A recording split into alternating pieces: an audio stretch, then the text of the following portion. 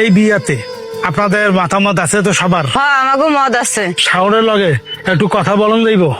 সাগর একটু কল দে তো। আসসালামু আলাইকুম, সবাই কেমন আছেন? ওয়ালাইকুম আসসালাম।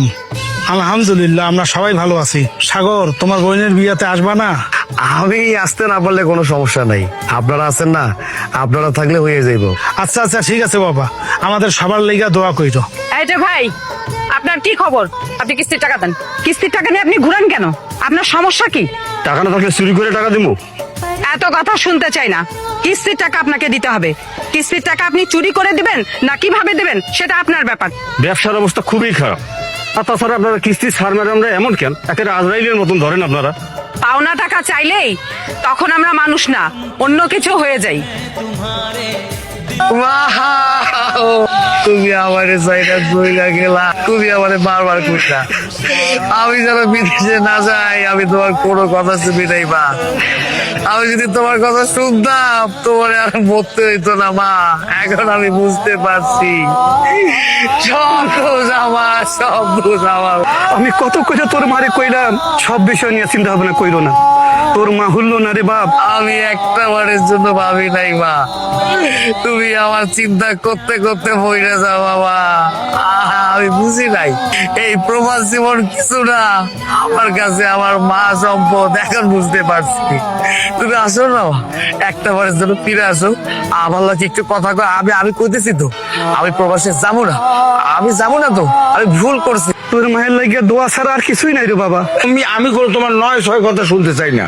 আমি আমার সুদের টাকা ফেরত চাই। এই সুদের জন্য মানুষের জীবন চলে যাবে। সুদের টাকার জন্য একটা পরিবারের স্বপ্ন নষ্ট হয়। সেই টাকারে ভালোবেসে লাভ কি? ওই টাকার জন্য যে নিজের জীবন যাইব না তার কোনো গ্যারান্টি আছে?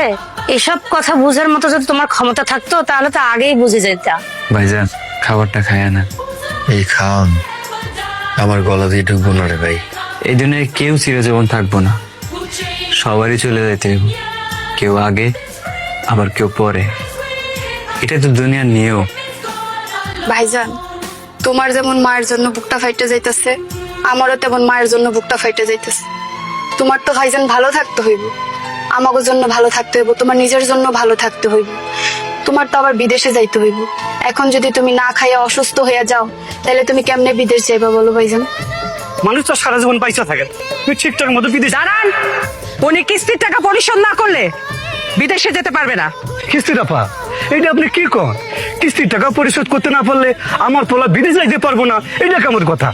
আমি চিৎকার করে সবাইকে বলছি, উনি কিস্তির টাকা পরিশোধ না করে বিদেশে যেতে পারবেন না।